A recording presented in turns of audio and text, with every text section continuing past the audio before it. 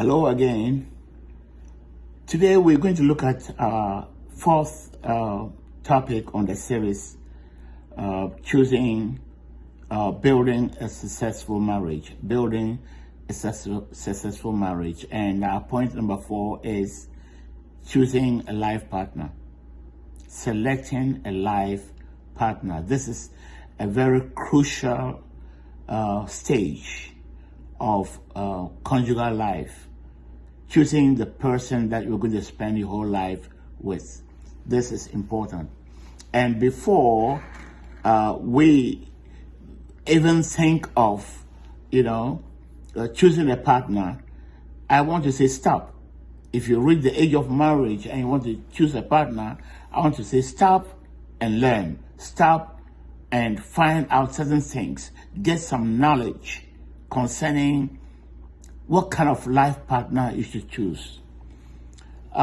Today we have people who meet in nightclubs and then they get married right there in the nightclub. If you get married in a nightclub, your marriage is likely to dissolve in a nightclub. If you meet someone on the street and then you begin to have sex with the person and then you get married, you must understand that that kind of marriage has no foundation. It will dissolve at any time. All right? So it's important for you to take time to understand certain things before you even choose your marriage partner. So to the young ones, not only young ones, there are some people who are elderly, maybe middle age or, a bit older. They married, they're divorced, they're looking for another wife or another husband. But particularly to the youth who are now at the age of marriage and they are looking to choose a life partner. This video is for you. It's very important. Take time to listen to it. Now, many marriages don't survive the period of the honeymoon, after the honeymoon. They don't survive the period of shock that comes after the honeymoon. Normally, I say that, when you get married, you don't see anything, you don't hear anything, you are in the blues up there in the sky. The honeymoon is so beautiful, but then you don't remain in the sky, you come down. And when you begin to live in the same home with the person after, the initial, blues, the initial moment where your eyes are closed and your ears are shut, you don't hear anything, you don't see anything. You will begin to see. When your eyes begin to see, you begin to experience some shock. All right? Every marriage goes through that period of shock. It's just a matter of how intense the shock is. Right? It means that after you get married, you're going to discover some things that you never knew about your partner. It's good to take time to know your partner before you get married. But there are some things that you will never know. You will never know until you get married, right? And those are the things that bring shock. Your marriage will survive this shock or not, depending on how prepared you are for the shock. So, choosing a life partner is important. It's important for you to know what to expect, how the process by which you should choose a life partner. There's something that, conflict technocrats call potential for conflict, or conflict potential, simply put. A conflict potential is anything that has the potential to cause conflict. And anything that has the potential to bring quarrels, to bring misunderstanding. That's what I mean by conflict. Misunderstanding, quarrels in the marriage. That's what we call a conflict potential. Now, today we're going to talk about compatibility. And compatibility is, let me say, incompatibility. is probably the most important conflict potential in marriage. Incompatibility. That means that the two people who are married are not compatible with one another. They are not compatible. They shouldn't have gotten married, or they should have taken the time to iron out the areas of incompatibility. But they were in a hurry, and sometimes they didn't even know, right? They didn't have this knowledge. They rushed and got married, and the incompatibility is so severe that their marriages disintegrate.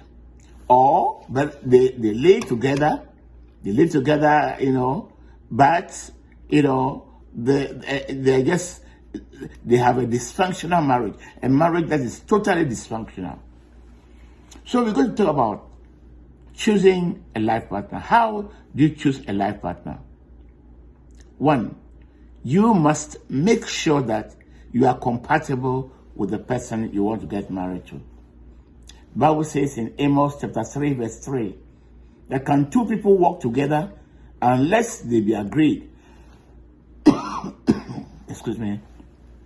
Can two people walk together unless they agree? Unless there's an agreement.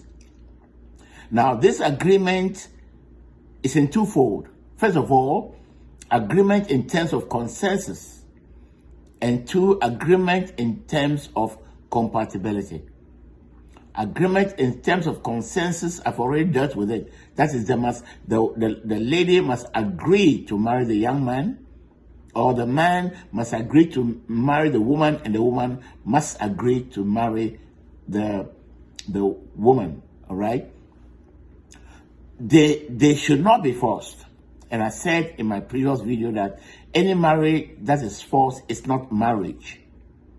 If a lady is forced to marry a man, if the parents of a lady force her to marry a man, that is slavery. She's been sold into slavery. Okay, in every marriage, there must be agreement. And I give an example about Isaac and Rebekah. When, the servant of Abraham went and gave all the gifts, the gold and all those things to the parents of Rebekah, the parents and the brothers. Before they allowed Rebekah to go with Isaac, they called her. They told Isaac, yes, you brought all these things, good. We agree, good. But we want to find out from the lady herself if she agrees. And they called Rebekah, and Rebekah said, yes. He said, will you go with this man? This man has come. This is his story. He says there's a young man called Isaac. He's related to us, a distant relative. Are you prepared to go with him? Rebekah said, yes. Yes, I will. Before they let her go. So the first aspect of agreement is consensus. There must be consensus, what we call in the contract, the law of contract, consensus ad idem. The two people must agree to marry one another. Okay? Now, the other aspect of agreement that I want to talk about, that we see in Amos chapter 3, verse 3, is compatibility. Can two people work together unless they be agreed? Unless they are compatible with one another. All right. And as I've said already, incompatibility is one of the greatest conflict potentials. Incompatibility is one element that makes marriage most difficult. And many people are living together. They don't agree in anything. They try to make it work, but they do not know how to make it work.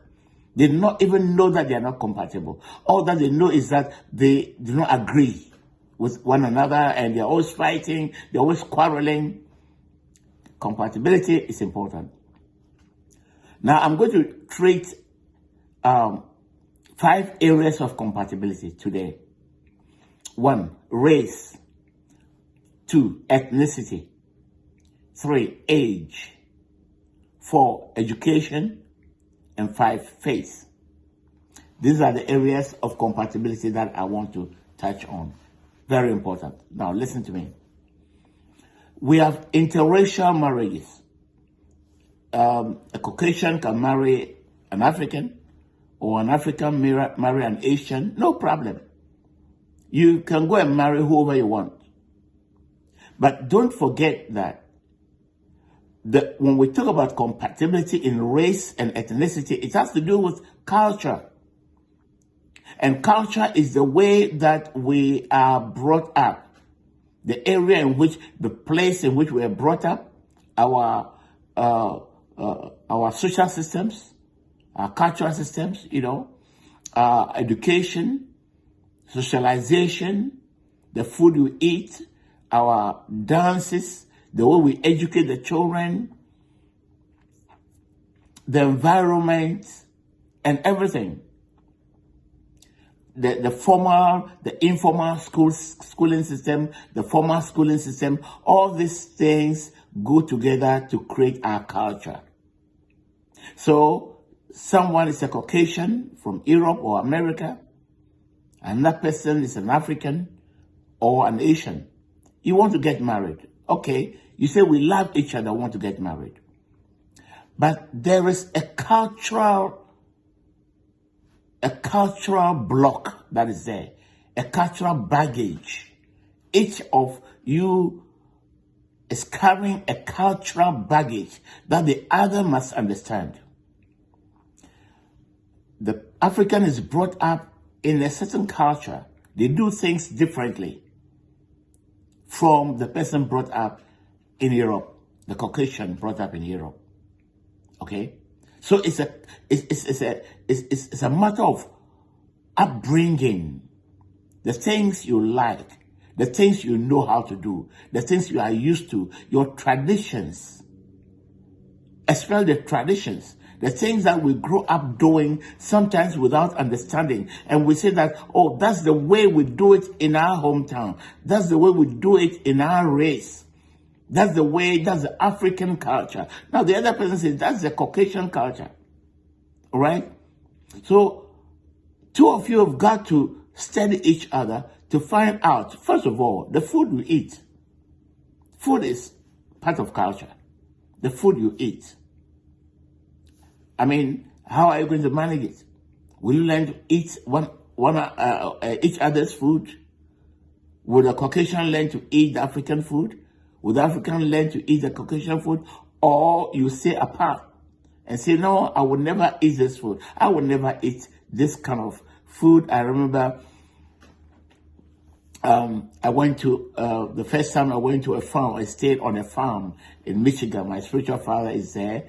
And I went to stay on a farm. Most of the food were like, vegetables and greens and,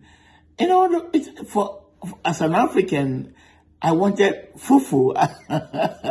I wanted soup, And when the Caucasian says, when they talk about soup, there's all kinds of things. There's sugar, there's all kinds of milk and everything in it. When an African talks about food, we talk about meat, we talk about real, what we call real soup.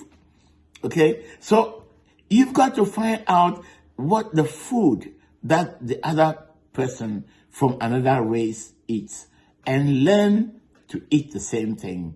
You learn to meet each other halfway. All right? Like clothes, dressing is part of culture. Do you like the way they dress? Or you find something essentially wrong with their, the way they dress? You need to know. You need to find out and you need to agree. All right, you have your way of dressing. I also have my way of dressing. But sometimes I can dress the way, I'll learn to dress like you. When I go to your people, I will learn to dress like them.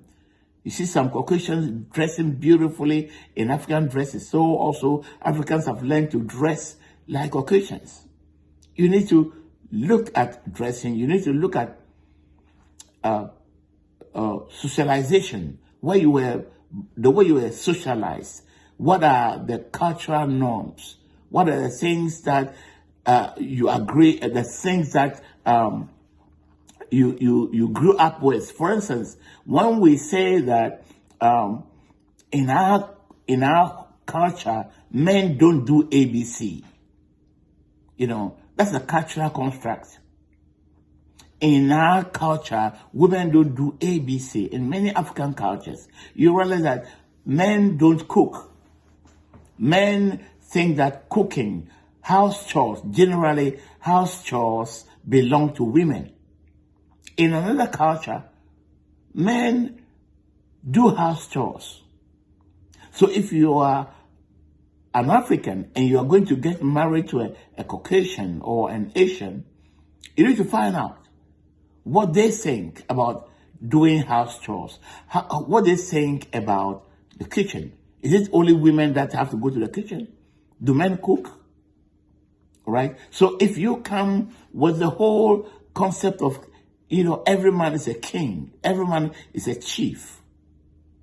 In cultures like many Nigerian cultures and Ghanaian cultures, the man is a chief, you are a king. And the woman is kind of either, to say it mildly, a maid servant. The woman is just there to serve the man, to provide the needs of the man. If you come with that concept and you want to marry a Caucasian, it won't work. Because for a long time, of course, the Caucasians were also at that stage where women were subservient to men. By the beginning of the 20th century, the women were permitted to vote. The women were permitted to own property. In Europe, in Europe and America, it has not always been like that. There were also, like many other cultures in Africa, in remote parts of Africa, where women were subservient, where women didn't have rights of their own. But today, women have rights. Men and women are equal, like the Bible says. There's no difference between men and women.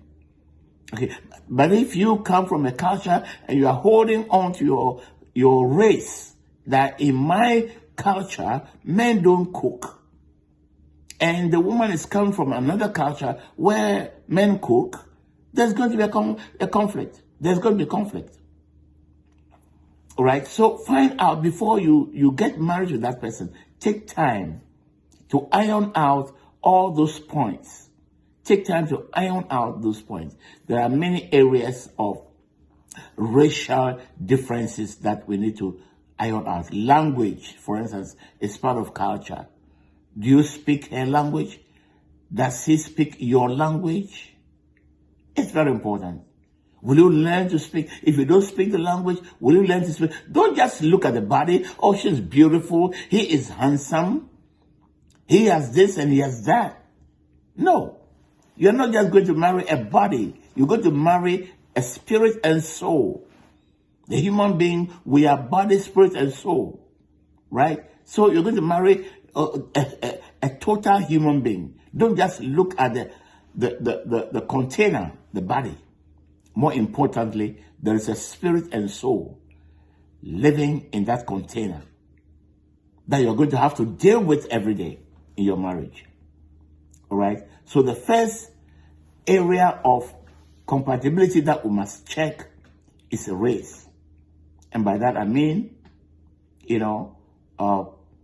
people who are Hamitic race, let me just say like Africans, Europeans, Americans, Asians. If you are going to do interracial marriage, you need to check your compatibility. And you need to work out certain differences and find out if you'll be able to marry. The second thing I'm going to talk about is similar to that of race, ethnicity. Maybe you all come from one country, but in many African countries, we know that there are many, many, many cultures, different cultures. For instance, the culture of the people in the north is a bit different from those in the south in the same country. If you go to West Africa, the people who are at the coastal belt, the coastal line, their culture is different from those in the forest and then those in the savannah, right?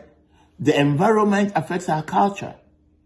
Our environment sometimes dictates our culture because you have to adapt to your environment. So if you are in a coastal area, most of your food is going to be fish-based. You know, if you look at the dances of the people at the coast, most of the time you see that because there's sand, a lot of sea sand, their dances like they drag their feet on the ground. But if you go to the people in the forest area, because there are, there are obstacles, there are tree stumps and other things and wood on the ground, you see that their dances, they don't drag their feet on the ground like the people in the coast. If you go even to the savannah, it's even more different because there's a vast area without trees and without and there's a lot of jumping in their dances. So here the ethnicity again has to do with culture. The person raised in the forest area will eat certain types of food. The person raised in the savannah will eat certain types of food. Before you get married, check what food does he eat? What food does she eat? Would you want to try her food? Would you want to try his food? Very important. Okay? Ethnicity, very important. The language the person speaks. Now, if you do not respect the people, or you do not respect the culture of the person you want to get married to, don't get married to that person. Now, let me explain further. For instance, a woman, you've seen a beautiful woman. She's well educated. She meets all your standards, but she's coming from a certain culture which you do not respect. Don't get married to her. Because that's a big conflict potential. The individual that you see is coming from a family. She has an extended family. She has a father, a mother, brothers and sisters. You're not going to get married to her or him and live in isolation. She has a family. Now, do you respect your father? Do you respect your mother? In marriage counseling, I always take the case of Ruth and Naomi. In the book of Ruth, we see beautiful, this statement made by Ruth when Naomi asks her to return to her home. Ruth is a Moabitess. She comes from Moab. Naomi is an Israelite. And at that time, it was even forbidden for Moabites to enter the congregation of the Jews. But this Moabitess was actually the daughter-in-law of Naomi, because she was Naomi's son's wife, and his son died.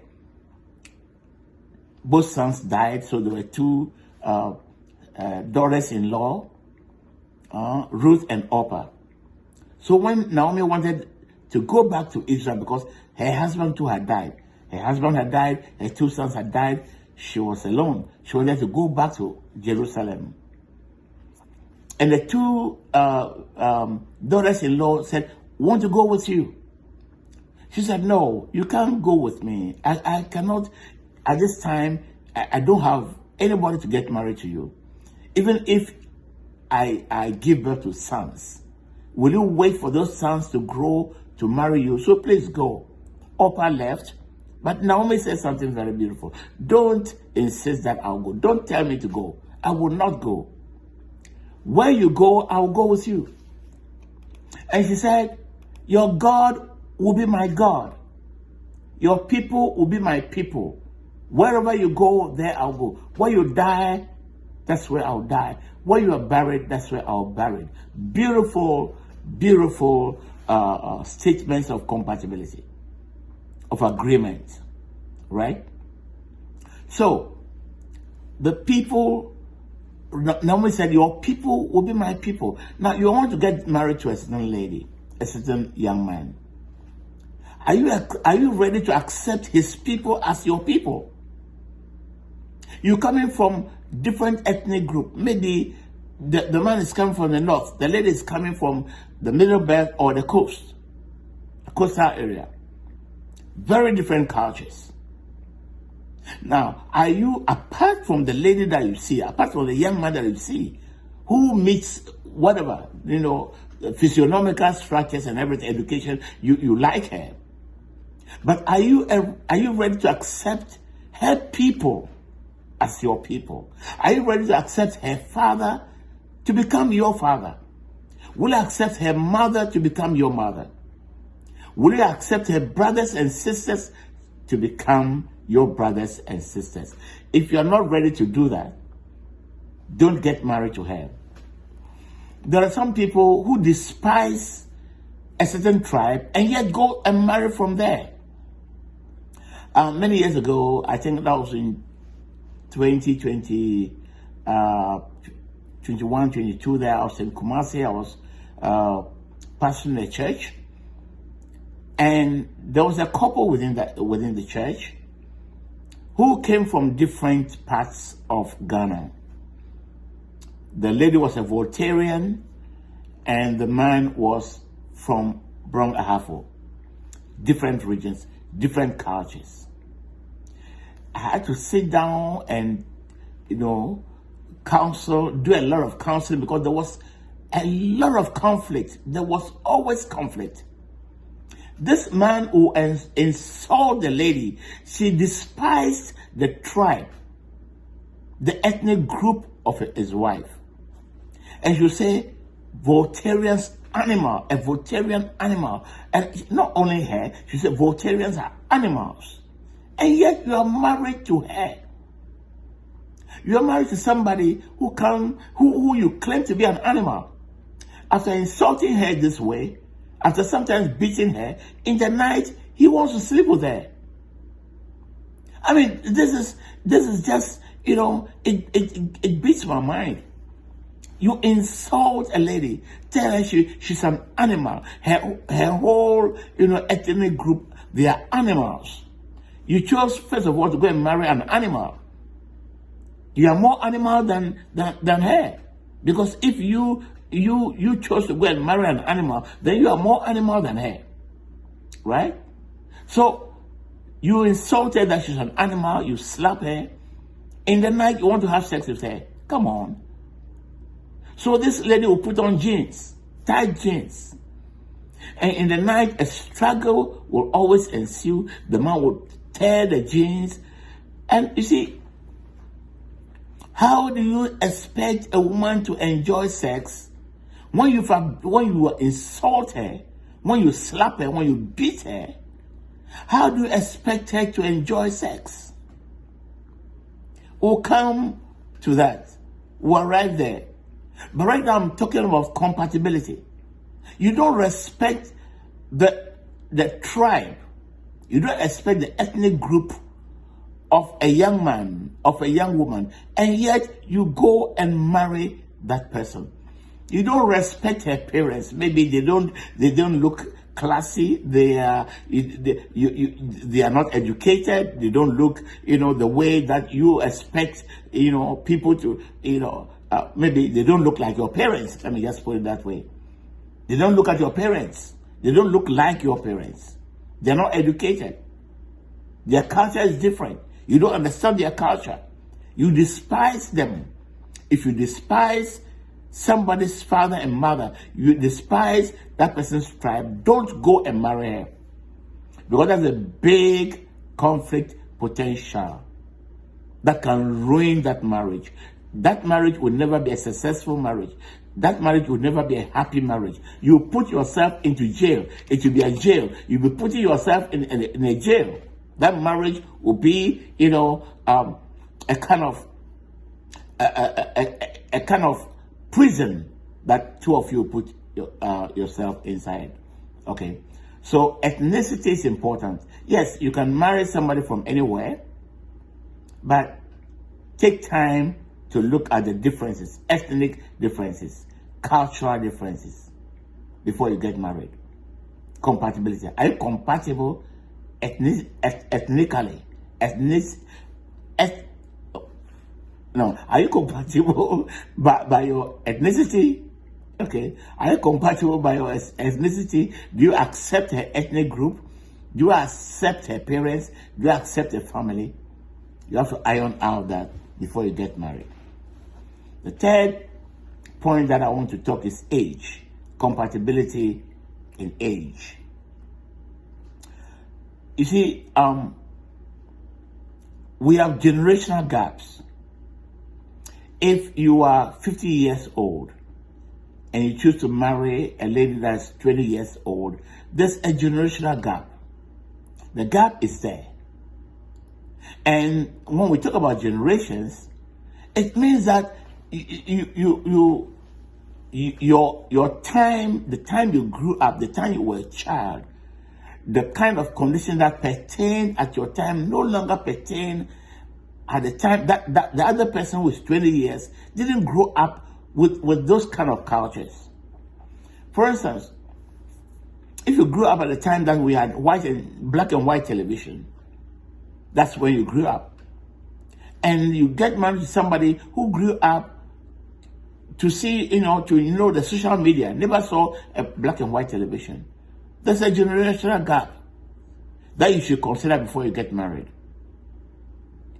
The problem is, if you marry a person whom you are about 15, 20 years older than, that relationship is likely to be like a father-son, a father-daughter relationship, a son-mother relationship, rather than a husband-wife relationship.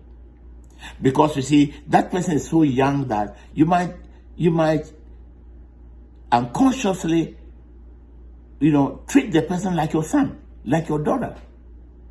Because she's the age of your daughter. She looks like a daughter. And she'll do things according to her age, not according to your age.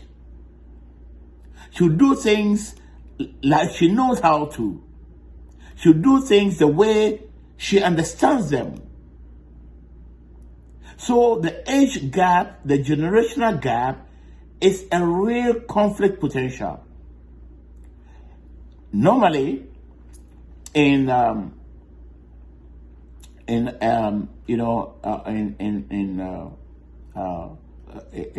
education, when you look at the differences between the sexes, we realize that women mature faster than men. So it's always better for a man to marry a woman who is older than you. This is not, a law, right? It's always better for a man to marry a woman who is younger. If the man is between 3 to 5 years older, it's better. Because if a man, 25 years, you're 25 years old, and you get married to a woman that is 25 years old, that 25-year-old woman is much more mature than you. That's the way it is. Women always get more matured than men, right? So if you marry a woman or a man and you are the same age with that person, you should know that a time will come when the woman will expect the man to do certain things. The man is just not there. His mind hasn't gotten there yet. The woman is much more mature. Even though you have the same age, the woman is ahead. So the woman will be expecting that, my husband needs to do ABC. Your husband doesn't know. Okay? You are more mature. So if you don't take time, what will happen is that the woman will be taking the initiative. She will be doing the things. She will be in front, doing the things that the man should do. And what happens? The man gets scared. My woman is taking the leadership from me. I'm the head of the family. And she's taking leadership from me. There's a conflict. There'll be a conflict because the man will not feel that masculine pride that I'm a man, I need to take the initiative. but the woman is taking it away from me. While the woman is only trying to, to fill a vacuum. The man left a vacuum and the woman was trying to fill it and it became a problem. All right? So age, generational gap can be a big problem. Don't let it be too wide. If you're a man and you are between 3 to 10 years, 10 years, it's not too bad. Between 3 to 10 years older than a woman, it's okay. But beyond that, it becomes a problem. If you want to marry someone who is far, far, far older than you, you need to sit down and talk and examine all the conflict potentials, all the possibilities of conflict that can ensue from the age gap. The fourth point is educational gap. Now, you go to school, supposing that somebody who has a PhD decides to marry somebody who has just maybe junior school education. Okay, you've seen each other, you say you love each other, you love one another. Okay, no problem. But see, education is very important. The person who has done PhD, who has done the first degree, second degree, and postgraduate course, is much more analytical. The mind is open, sees things differently.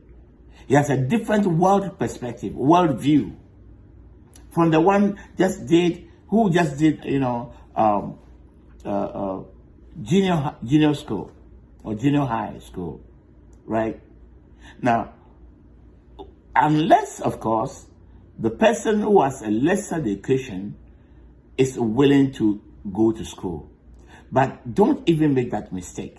Don't say, I'll go and marry her. She's not educated. I have a bachelor's degree.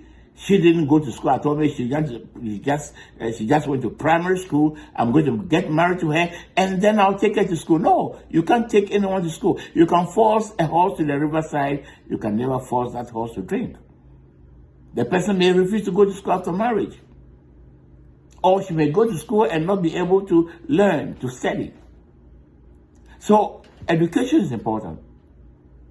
Now, if the gap is too big, at the beginning, it's like, right, you may even have someone who has a first degree and somebody who is not educated.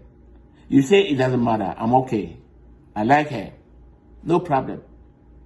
But as you rise as the one who has a first degree, you do your master's, you do your PhD, you enter into certain social groups. Like you are a professor in the university, you are a lawyer, you are something, and you have friends, you have groups, you have meetings. Sometimes people come with their wives. You may feel shy to go into such meetings with a wife who can speak English, who can speak French. At the time that you're not high up there, you are not part of those social groups, important social groups, it was no problem. Now you are part of an important social group. Sometimes they go with their wives. People come with their wives who are comfortable speaking English, they are professionals. You feel shy to come with your wife that is illiterate or semi-illiterate because you'll not be able to fit in. First of all, your wife will not fit in. She goes to the meeting once, she will not like to come again. Because she doesn't understand, she can't speak the language, she doesn't understand what is being discussed. So what happens? A lot of people, when they get to such status, they marry another wife, they marry an educated wife who is for the public, and they leave the semi-illiterate wife or the illiterate wife at home. That is bad. Really, really, really bad. Okay? So you must consider education. You must be compatible in your education. You can say it doesn't matter. Okay, no problem. But at least know that an educational gap is a conflict potential. It can bring conflict between you and your spouse in the future. For instance, I just talked about age gap. There was a couple that I counseled in, I was pastoring an Assemblies of God church in New Jersey. And there was a couple there. The woman was more than 10 years older than the young man. And I wanted to take them through professional counseling so that they will understand the conflict potential that ensues when there's an age gap, a generational gap. When I began to teach them, I began to mention the conflict that can come because the woman is older than the man. Even when the woman and the man are of the same age, it's problematic. How much more when the woman is older than the man? Yes, there are some marriages that have succeeded. I'm not saying all marriages will not succeed where the woman is older than the man. My grandmother was older than my grandfather, but they lived together until they all died. All right, so it's not like it's a taboo that a woman who is older cannot marry a man who is younger. But I was just trying to make them understand, like I'm doing to you now, that there's a conflict potential. All right? The man would, unless the man has a certain attitude towards life, unless the man has a certain power in his mind and his character, you will not be able to live with a woman who is much, much older than you. I was trying to teach them, trying to counsel them. The woman said, no, we have to stop going to the Apostle Mark because he may discourage us from getting married. I mean, I'm older than you. We love each other. Let's not go to Pastor Mark. Let's just go to another marriage counselor. They went and found another marriage counselor. They got married. Just 2 months later, the man called me and said, Apostle, you are right. You are right. It's just not working. Just 2 months. He said, they're having problems.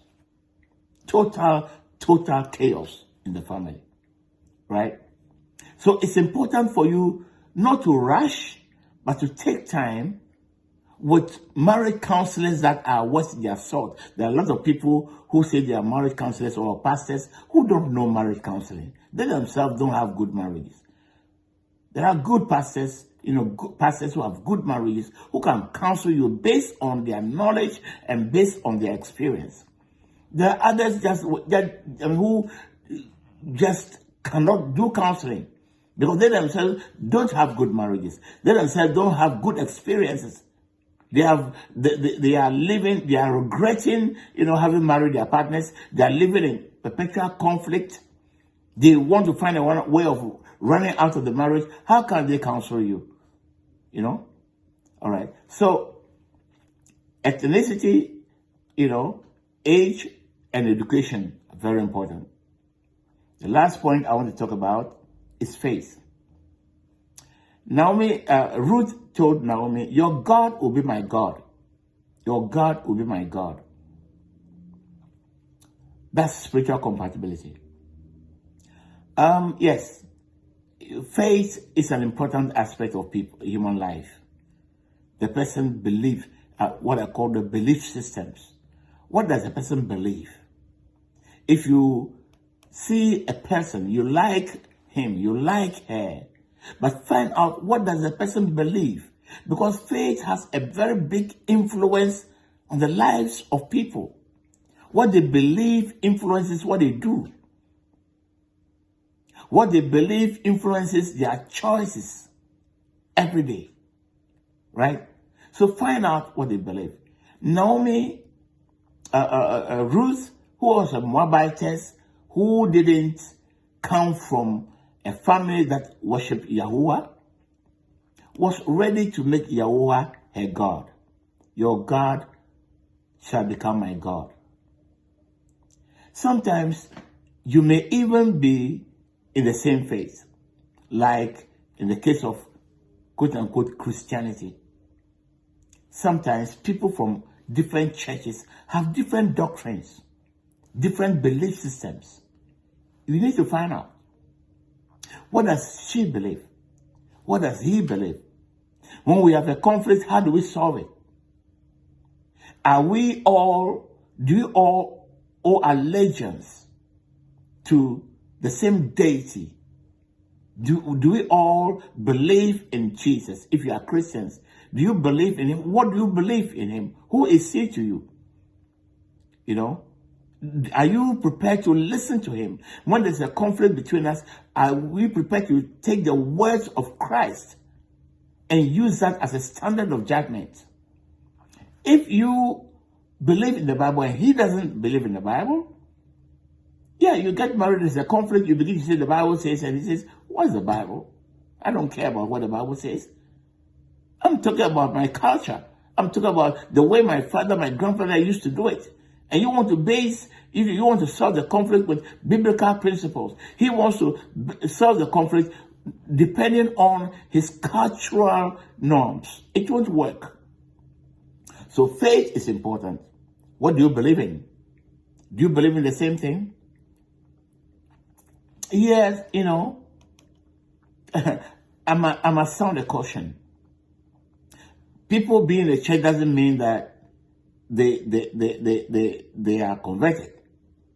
Sometimes I want to marry a Christian, and by a Christian we mean somebody in the church. I want to let you know that the majority of people in the organized church are not yet converted. There are few converted people within the church who are disciples of Jesus Christ. But for most of the people, they are just being religious. All right? So you want a good wife? Oh, let me go to the church and get a good wife. You may have the surprise of your life. Yes, you can find a good wife in the church, but take time to find that good wife. Not everybody speaking in tongues is converted.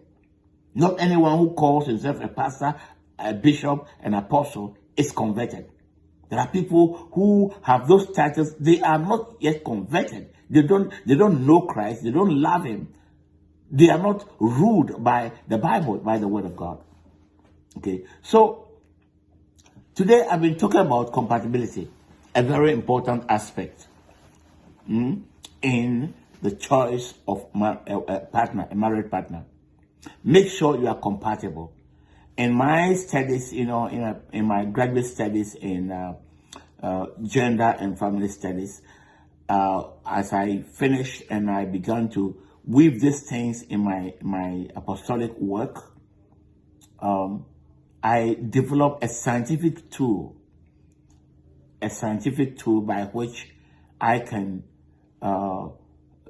generate a graph that will show whether or not you are compatible. So I always let the two people who want to get married, I let them fill a form. I let them answer some questionnaire separately. They don't consult one another. The woman will answer all the questions and the man will answer all the questions. I'll put them on a graph and generate the curve. When you see the curve going this way, same direction, then they are compatible. But you see the curve going separately, divergent, then you know they are not compatible. And I'll sit you down and will pinpoint the areas of incompatibility. That doesn't mean that you shouldn't get married. It only means that you should take the time to resolve the points of incompatibility. How are you going to manage it? Now, you are a banker, you want to get married to a musician. How are you going to manage that? A banker, you are always in the bank. You stay put every day. The musician is out there. Engagement here and there. So what is going to happen? We have to talk about, is it the banker that is going to leave your job and follow the musician wherever she goes or wherever he goes? Or the musician is going to stop going around? There's a conflict potential there because the musician is always going from place to place. She can go for gigs, from one country to another. And the banker is sitting down there. You're sitting in the bank. You go home, the home is empty because the musician is gone. You cannot say, stop your work.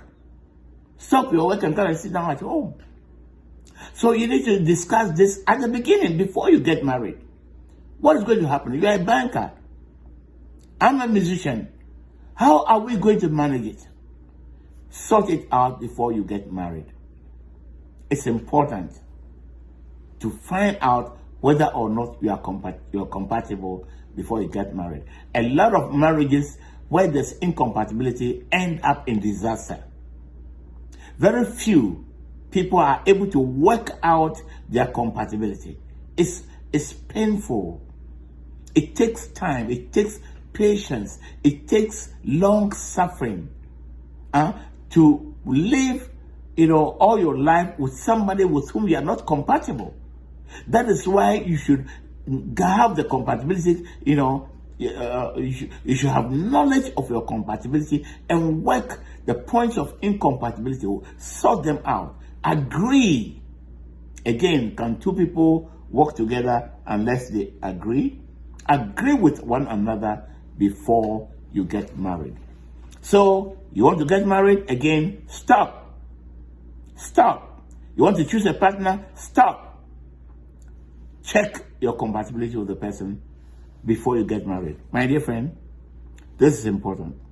And of course, you can always call me wherever I am. If you want me to have a seminar, marriage seminar in your church, you can get in touch with me. The email is there, the phone number is there. You can call my secretary, and you can book an appointment. If you want to contact me personally, I can help you. God bless you. I'll see you in the next video. Bye.